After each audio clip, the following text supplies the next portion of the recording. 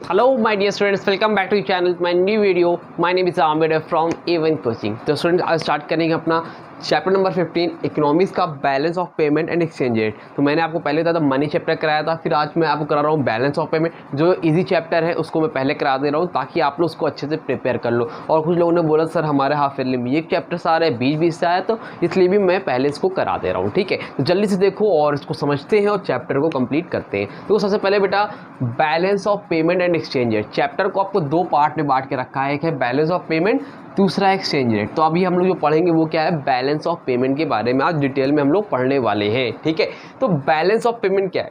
देखो balance of payment का मतलब क्या है। देखो आपकी ये है एक वन कंट्री, मतलब हमारी कंट्री है इंडिया, ये दूसरी कंट्री है अमेरिका।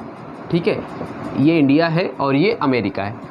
तो इतनी सी बात समझो सिंपल सी, जब एक कंट्री से दूसरी कंट्री में इकोनॉमिक इंटरनेशनल ट्रांजैक्शन होता है, एक कंट्री से दूसरी कंट्री के बीच में इंटरनेशनल ट्रांजैक्शन होता है। भाई सामान खरीदा जाता है या फिर सामान बेचा जाता है, या तो इंपोर्ट कराया जाता है या तो एक्सपोर्ट कराया जाता है। इंपोर्ट का मतलब होता है जब दूसरी कंट्री सामान मंगाते हैं, एक्सपोर्ट का मतलब है दूसरी अपनी कंट्री सामान भेजते हैं। तो अगर एक कंट्री से दूसरी कंट्री के बीच में इंपोर्ट एक्सपोर्ट हो रहा है तो उसमें इंटरनेशनल ट्रांजैक्शन हो रहे हैं, पैसों का लेन देन हो रहा है। उसी को जब हम लोग सिस्टेमेटिक वे में रिकॉर्ड करते हैं, किसमें? सिस्टेमेटिक वे में। एक सिस्टेमेटिक मतलब तरीके से, भाई यहाँ पे ये, यहाँ पे ये, यहाँ पे पूरी डिटेल के साथ जब उसको रिकॉर्ड करते हैं, उसी को हम लोग क्या बोलते हैं? Balance of payment. क्या बोलते हैं बेटा? Balance of payment. फिर से सुन लो, जब एक कंट्री का दूसरे कंट्री के बीच में इकोनॉमिक ट्रांजैक्शन होता है, जिसको हम लोग इंटरनेशनल ट्रांजैक्शन बोलते हैं, उसको सिस्टेमेटिक वे में रिकॉर्ड करने को ही क्या बोलते हैं हम लोग? बैलेंस ऑफ पेमेंट बोलते हैं। तो देखो क्या लिखा है, the balance of payment of a country is a systematic record. कैसा रिकॉर्ड है? सिस्टेमेटिक रिकॉर्ड है ऑफ ऑल इकोनॉमिक ट्रांजैक्शन। किसके बीच में? Between the resident of one country and resident of foreign country. एक कंट्री कोई है और फॉरेन कंट्री के बीच में during a given period of time. समझ में आई बात? इसको हम लोग क्या बोलते हैं? Balance of payment. सिंपल है, इजी है, समझ में आ गया। एक कंट्री का दूसरे कंट्री से इंटरनेशनल ट्रांजैक्शन और उसको सिस्टेमेटिक वे में रिकॉर्ड करना ही क्या कहलाता है? हमारा बैलेंस ऑफ पेमेंट कहलाता है। ठीक है, चलो आगे बढ़ते हैं बेटा। आगे है आपका components of balance of payment. आगे क्या बेटा? आपका components of balance of payment. Components of balance of payment, जो चीज़ें इंक्लूड होती है ना, उसको हम लोग क्या बोलते हैं? कंपोनेंट। तो बैलेंस ऑफ पेमेंट में क्या क्या चीज़ें इंक्लूड होती हैं? तो पहले तो इसको दो कैटेगरी में बांटा है इन्होंने, एक है करेंट अकाउंट और दूसरा है क्या है बेटा जी?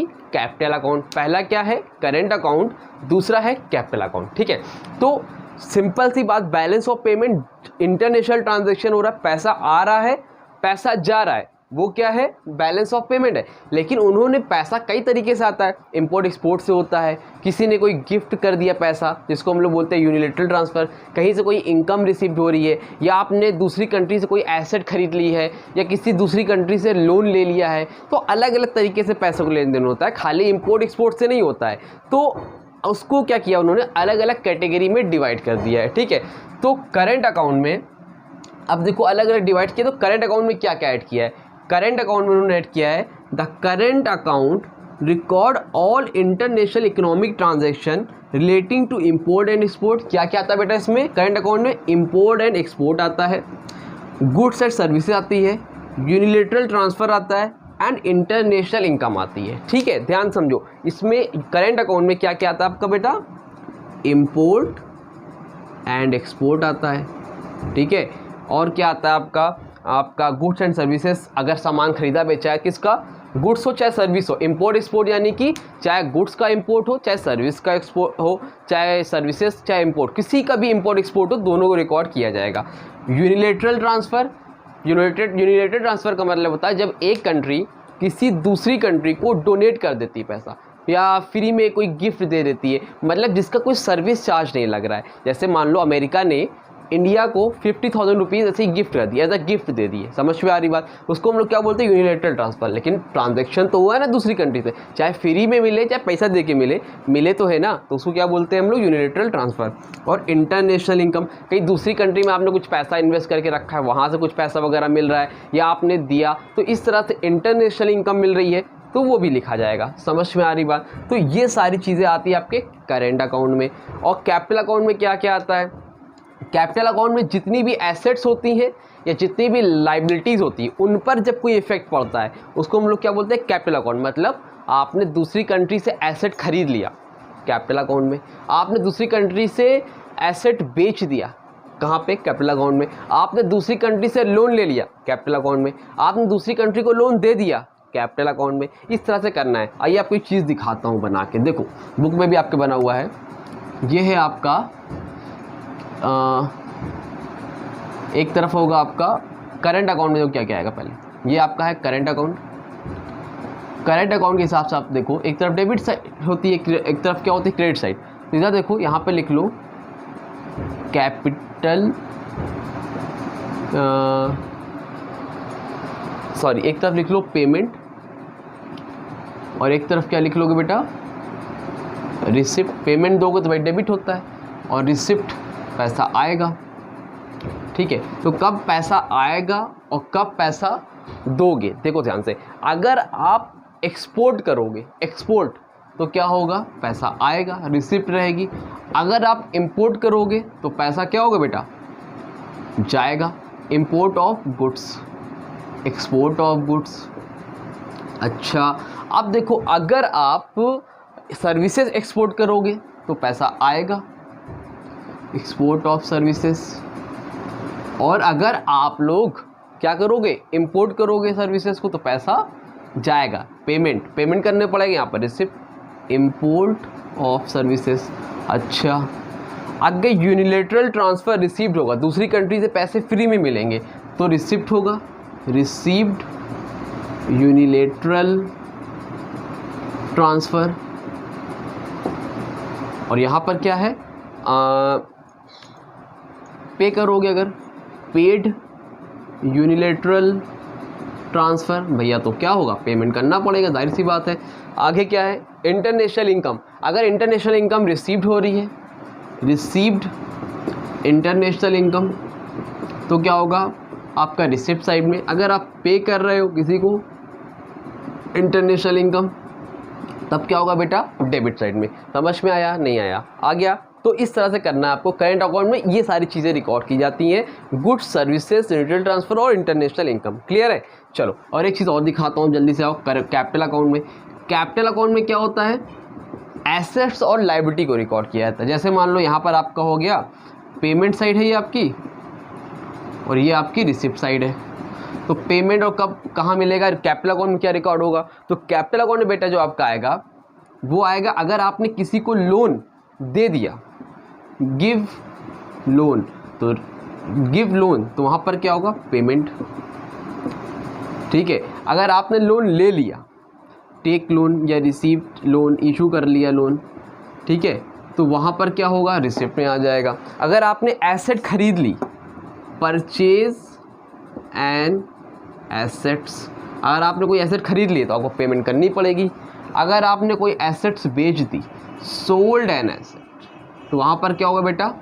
आपको रिसिप्ट मिलेगी। भाई सामान बेचोगे तो रिसिप्ट ही तो आएगी। समझ में आई बात? तो इसको बोलते हैं कैपिटल अकाउंट, इसको बोलते हैं करेंट अकाउंट। आई होप आपको क्लियर हो गया होगा। एक बार फिर से देखते हैं। बैलेंस ऑफ पेमेंट का मतलब जब इंटरनेशनल ट्रांजैक्शन होते हैं उसको सिस्टमेटिक वे में जब हम लोग रिकॉर्ड करते हैं उसको हम लोग क्या बोलते हैं? Balance of payment. उसके कंपोनेंट्स ऑफ में दो है, current account, capital account. Current account में आपको आता है इंपोर्ट एक्सपोर्ट, गुड्स और सर्विसेज दोनों का, यूनिलेटरल ट्रांसफ़र और पेड इन इनकम और इंटरनेशनल इनकम आती है। इसमें क्या आता है? कैपिटल अकाउंट में आपका आता है लोन या फिर एसेट्स आपने अगर की है तो ये सारी चीज़ें आपके आता है किसमें? कैपिटल अकाउंट में। उम्मीद करता हूँ अच्छे से आपको समझ में आ गया होगा। यहाँ तक स्क्रीनशॉट लो, फिर आगे देखते हैं हम लोग कि हमें इस चैप्टर में और आगे क्या क्या देखना है। जल्दी स्क्रीनशॉट लो बेटा। हाँ तो बेटा चलो आगे बढ़ते हैं और अब देखते हैं कि करेंट अकाउंट ट्रांजैक्शन पे क्या क्या आते हैं। अभी मैंने बता दिया बट बुक में अलग से लिखा हुआ तो इसलिए अलग से भी एक बार बता देता हूँ। ठीक है, तो करेंट अकाउंट ट्रांजैक्शन में सबसे पहले आता है वो आपका आता है export and imports of goods. क्या आता है? Export and import of goods. मतलब गुड्स का मतलब यहाँ पर हो रहा है सर्विस नहीं, इम्पोर्ट और एक्सपोर्ट ऑफ गुड्स। गुड्स मतलब सामान जो कि विजिबल आइटम्स होते हैं, ये भी लिख सकते हो विजिबल आइटम, जिसको हम लोग छू सकते हैं, टच कर सकते हैं, देख सकते हैं, वो सारी चीज़ें आती है करेंट अकाउंट में। ठीक है, नंबर 2 पर है बेटा इनविजिबल आइटम्स। इनविजिबल आइटम में क्या क्या है जिसको हम लोग छू नहीं सकते हैं, टच नहीं कर सकते हैं, खाली फील कर सकते हैं। जैसे क्या बेटा, सर्विसेज। अगर आपने कोई भी गुड्स इंपोर्ट एक्सपोर्ट किया तो वो इस कैटेगरी में आ गया। अगर आपने कोई भी सर्विसेज इंपोर्ट या एक्सपोर्ट करी, अगर एक्सपोर्ट करी है तो भैया रिसिप्ट है। अगर लेकिन आपने कोई भी सर्विसेज इंपोर्ट करी यानी कि पेमेंट करनी पड़ेगी आपको, तो ये आता है। नंबर 2 पर आता है यूनिलेटरल ट्रांसफ़र। अभी बताया था कि अगर कोई भी कंट्री आपको फ्री में डोनेट कर देती है पैसा, या आपको कोई गिफ्ट दे देती है जिसमें इंटरनेशनल ट्रांजेक्शन्स हो रहा है, तो वो भी आपको इसमें रिकॉर्ड करना रहता है। नंबर 3 पर है बेटा आपकी इनकम। अब इनकम को भी आपको 2 पार्ट में बांटा गया है। एक तो होती है आपकी डायरेक्ट इनकम। कैसी इनकम होती है? डायरेक्ट इनकम, जो कि आपको कैसे मिलती है, जो आपको एम्प्लॉयर देता है एम्प्लॉयज़ को। पहली है employer gifts to employees. Employer इसको देता भैया एम्प्लॉयज़ को।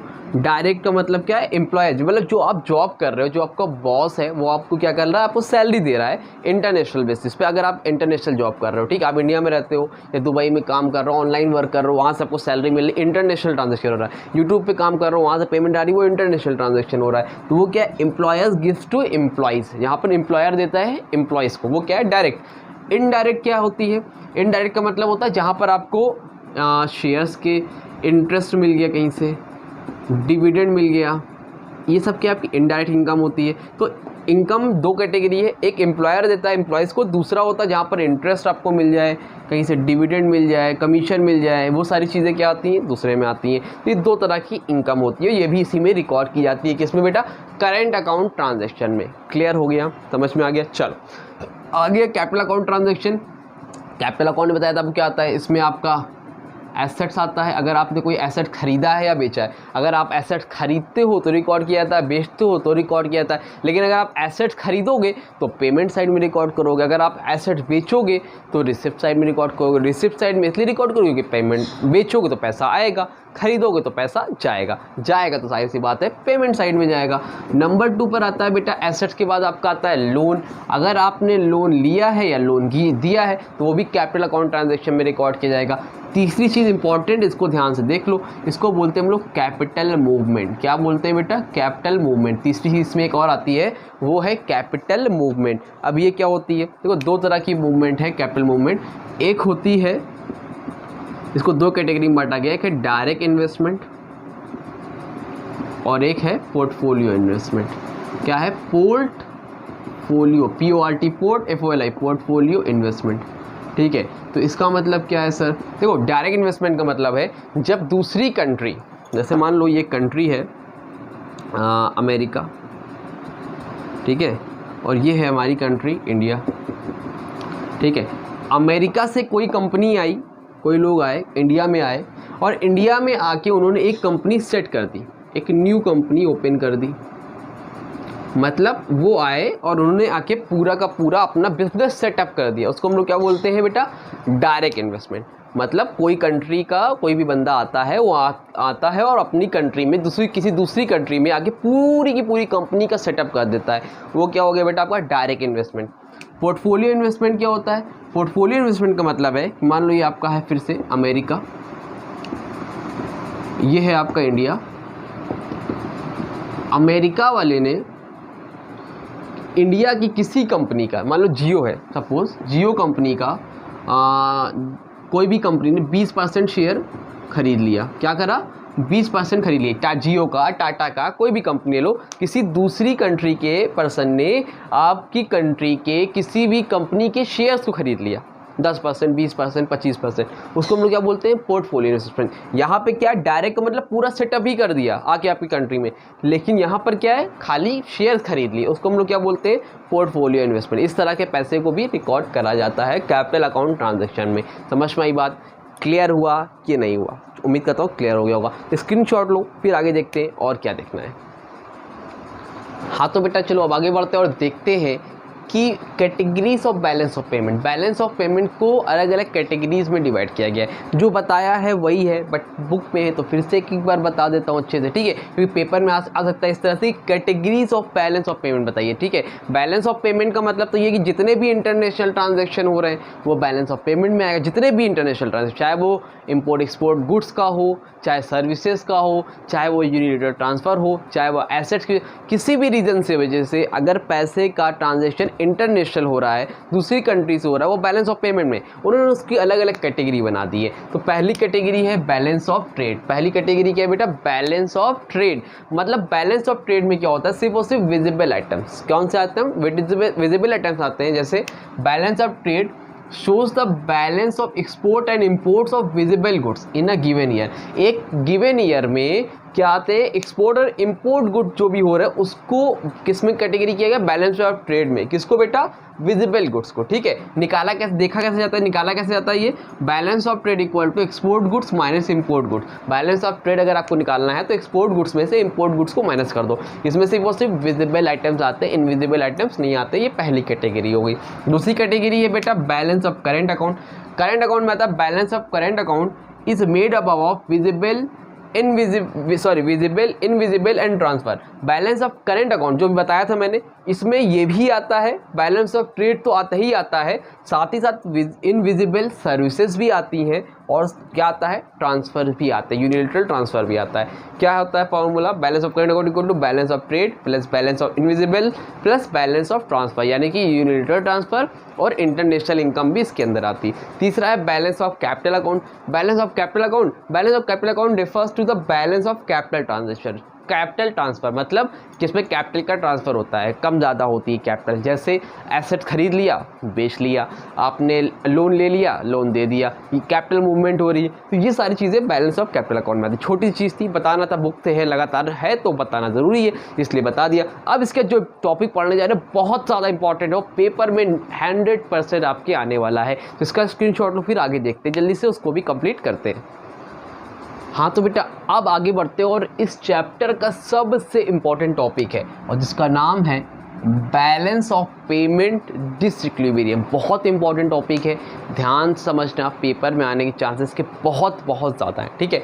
तो बैलेंस ऑफ पेमेंट डिसइक्विलिब्रियम क्या होता है? देखो पेमेंट डिसइक्विलिब्रियम का मतलब क्या है? देखो हम लोग क्या करते हैं बेटा, एक कंट्री से दूसरी कंट्री में इंटरनेशनल ट्रांजैक्शन होता है, कुछ पैसे आते हैं कुछ पैसे जाते हैं। जो पैसे आते हैं उसको हम लोग क्या बोलते हैं बेटा? रिसिप्ट। और जो पैसे जाते हैं उसको हम लोग क्या बोलते हैं? पेमेंट। भाई जो पैसा दोगे वो पेमेंट है, कुछ पैसे आएंगे तो रिसिप्ट। कैसे आती है receipt payment? Good import export करने से आती है। नॉर्मली इम्पोर्ट एक्सपोर्ट ज़्यादा होता है, ठीक है। तो अगर हमारी कंट्री में इम्पोर्ट एक्सपोर्ट कर रहे हो आप तो रिसिप्ट आएगी। अगर आप इंपोर्ट कर रहे हो बेटा तो पेमेंट होगी। अगर आप एक्सपोर्ट कर रहे हो तो रिसिप्ट आएगी, भाई पैसा आएगा। इंपोर्ट दूसरी कंट्री से मंगा रहे हो तो आपको पैसा देना पड़ेगा, ठीक है। तो होता क्या है कि अगर जितना एक्सपोर्ट कर रहे हो जितना इंपोर्ट कर रहे हो, यानी कि रिसिप्ट और पेमेंट इक्वल है, रिसिप्ट और पेमेंट अगर इक्वल है तो उसका मतलब क्या होता है? अगर कभी भी इक्वल होगा तो वो क्या होगा? इक्विलिब्रियम पे होगा। क्या होगा? इक्विलिब्रियम पे होगा, ठीक है सर। लेकिन यहाँ पर लिखा है बैलेंस ऑफ पेमेंट डिसइक्विलिब्रियम। इसका मतलब ये है कि जहाँ पर रिसिप्ट और पेमेंट इक्वल नहीं है वहाँ पर क्या हो जाता है? डिसइक्विलिब्रियम। मतलब या तो पेमेंट बहुत ज़्यादा है या तो रिसिप्ट कम है, या रिसिप्ट ज़्यादा है पेमेंट कम है, वहाँ पर क्या होगा? बैलेंस ऑफ पेमेंट डिसइक्विलिब्रियम हो जाएगा, ठीक है। अगर मान लो ऐसी कंडीशन है जहाँ पर आपकी रिसिप्ट ज़्यादा है, यानी कि पैसा ज़्यादा आया है, और पेमेंट क्या है बेटा? कम है, तो अच्छी बात है, तब ये तो अच्छा है। ये इक्विलिब्रियम हमको पसंद है, हमको पसंद है, यानी हमारे देश को पसंद है।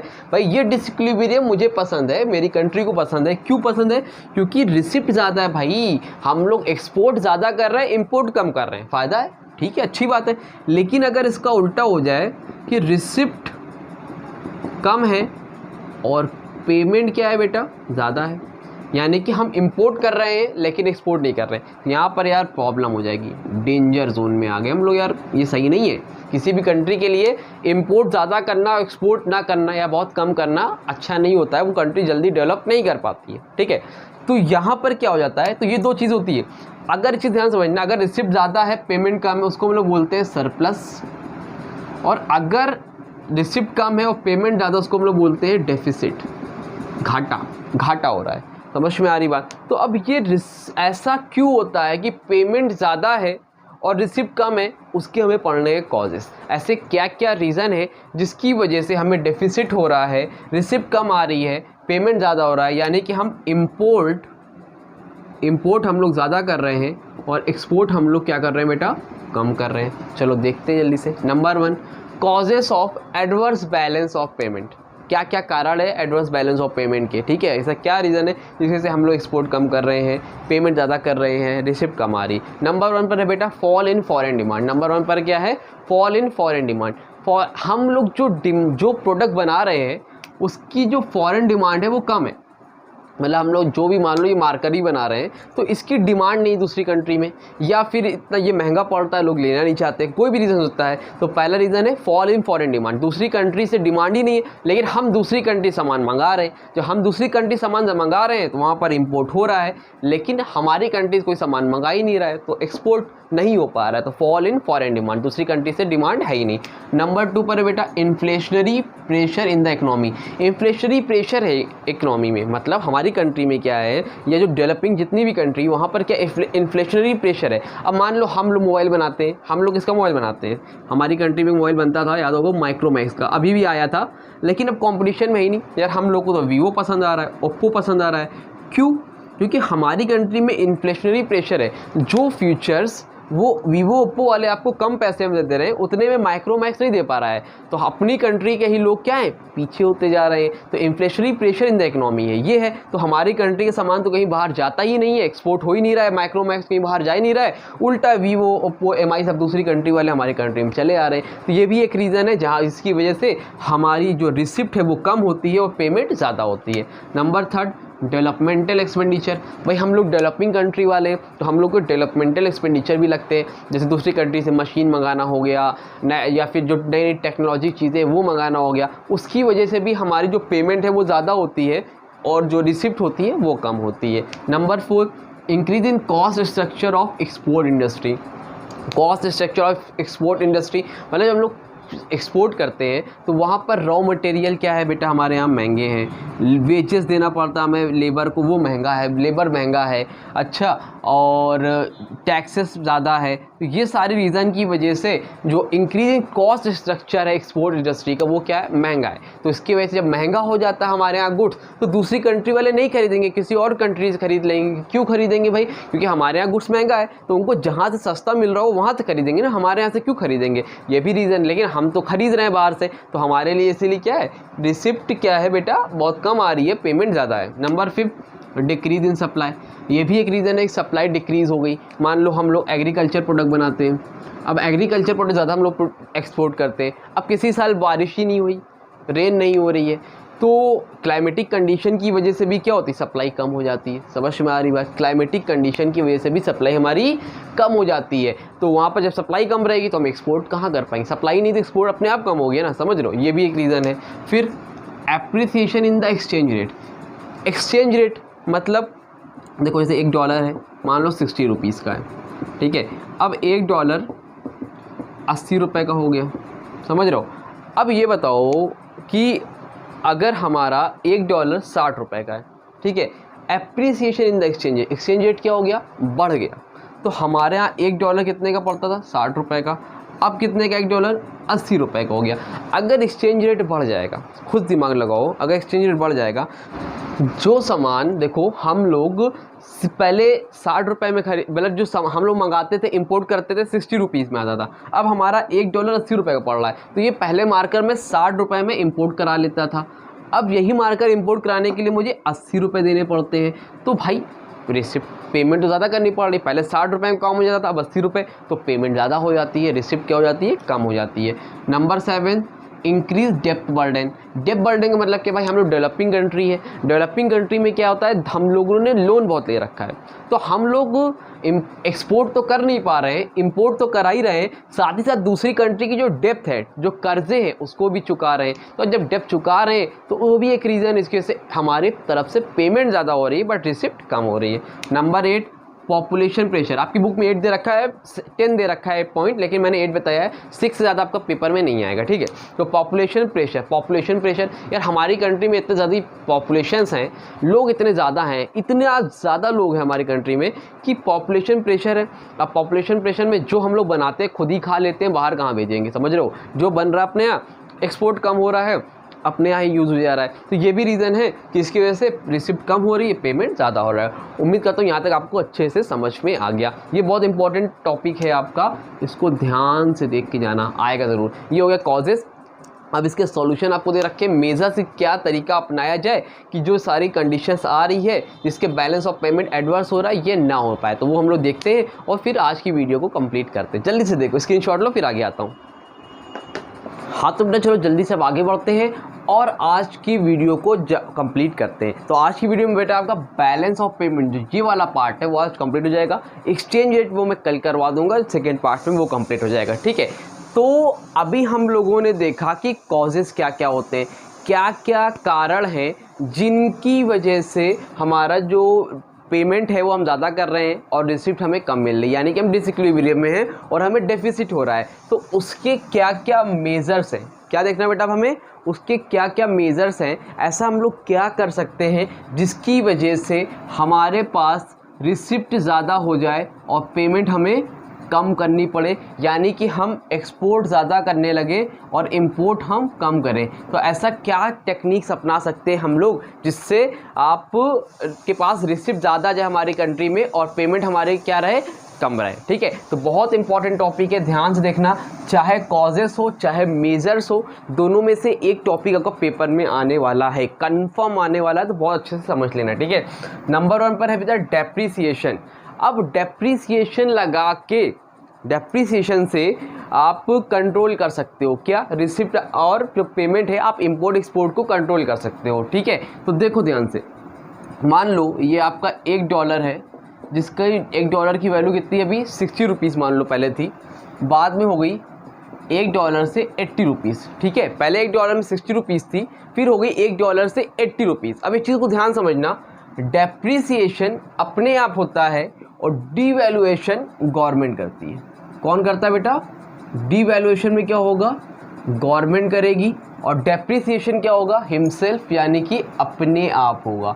अपने आप का मतलब क्या है, अपने आप का मतलब मार्केट में जैसी भी डिमांड एंड सप्लाई होगी उसके हिसाब से प्राइस घटेगा या बढ़ेगा, यानी कि एक्सचेंज रेट घटेगा या फिर बढ़ेगा मार्केट में जो भी डिमांड एंड सप्लाई के फोर्स के अकॉर्डिंग, ठीक है। तो अगर मान लो मार्केट में $1 60 रुपये का था, अब $1 80 रुपये का हो गया। अब ये बताओ, सामान महंगा हो गया भाई, हमारी वैल्यू क्या हो गई, कम हो गई, $1 60 से $1 80 हो गया। तो अब अगर $1 60 से 80 हो जाएगा, तो अब हम ये बताओ, पहले एक मार्कर खरीदते थे, बाहर से इंपोर्ट कराते थे, अगर मैं एक मार्कर इंपोर्ट कराता था तो मुझे 60 रुपीज़ का पड़ता था, मान लो कि $1 के बराबर है, ये 60 रुपये का था। लेकिन अब ये जब मार्कर दोबारा मैं मंगाऊंगा तो वो डॉलर मुझे कितने का पड़ेगा, 80 रुपये का पड़ेगा कि नहीं पड़ेगा भाई। ये मार्कर पहले मुझे 60 का पड़ता था, अब मुझे 80 का पड़ रहा है, क्यों, क्योंकि हमारी वैल्यू कम हो गई, 60 से 80 हो गया, डेप्रीसिएशन हो गया।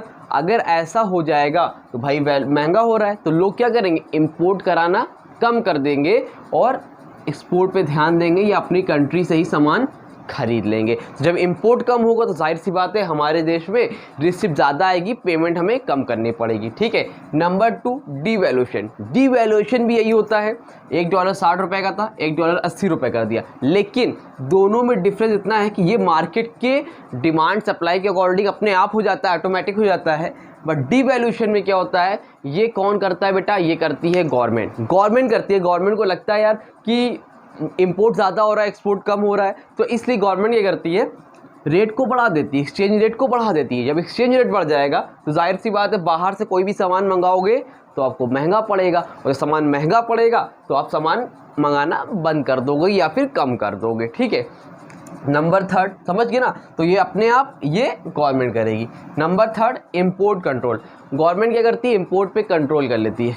कंट्रोल कैसे कर लेती है सर, जैसे मान लो 100% 2022 में जितना % इंपोर्ट हुआ था, तो अब 2023 में 2023 में उसका 10%, 20%, मैंने कहा आपकी बार 80%, जितना भी होता उसका 80% ही हम इंपोर्ट करेंगे। मतलब मैंने क्या कर दी, लिमिट सेट कर दी, इंपोर्ट पे कंट्रोल कर दिया, इससे ज़्यादा हमें इंपोर्ट करना ही नहीं है। समझ में आ रही बात।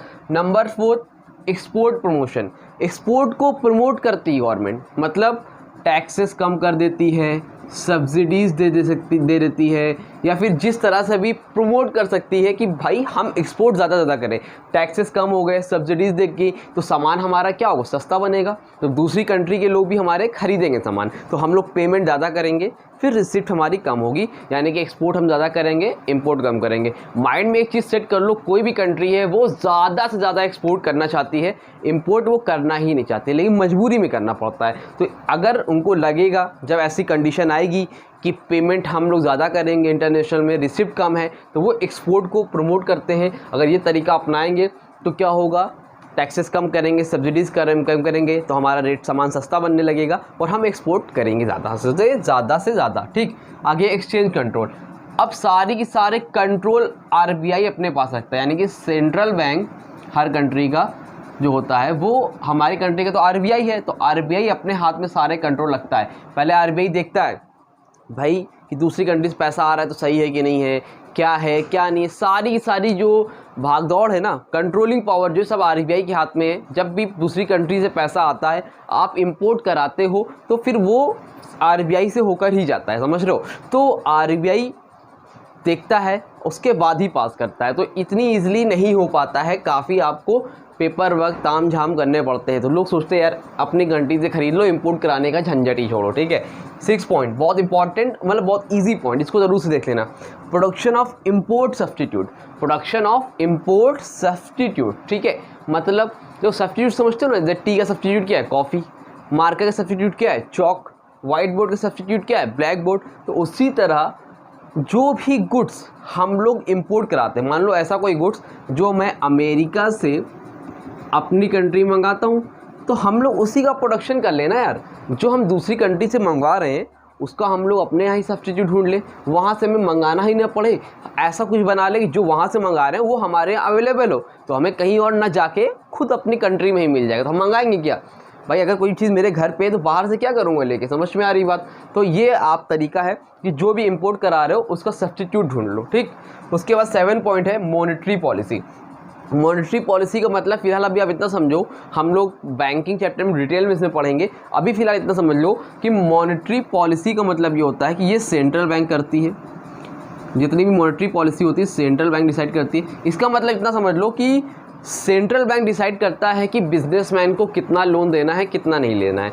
अब ये समझो जितने भी बिजनेसमैन हैं या पैसे वाले लोग हैं, तो सब लोग सामान इंपोर्ट कराते हैं, तो उसके लिए उनको पैसे चाहिए और वो बैंक से क्या करते हैं, लोन लेते हैं। कोई भी बिजनेसमैन है उसको लोन की ज़रूरत पड़ेगी, बड़े से बड़ा हो, बैंक से लोन लेता है।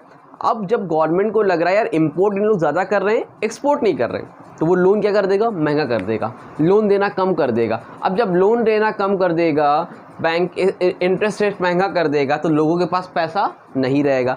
जब लोन ही नहीं मिलेगा तो पैसा नहीं रहेगा, और जब पैसा नहीं रहेगा तो बेचारे इंपोर्ट नहीं कर पाएंगे। समझ में आ रही बात। तो ये सारी टेक्निक्स है जिसको अपना के आप बैलेंस ऑफ पेमेंट को इक्विलिब्रियम में ला सकते हो या फिर सरप्लस में ला सकते हो। समझ में आई बात। स्क्रीनशॉट लेना, स्क्रीनशॉट लो। चलो ठीक है, तो आपको ये टॉपिक हो गया कंप्लीट।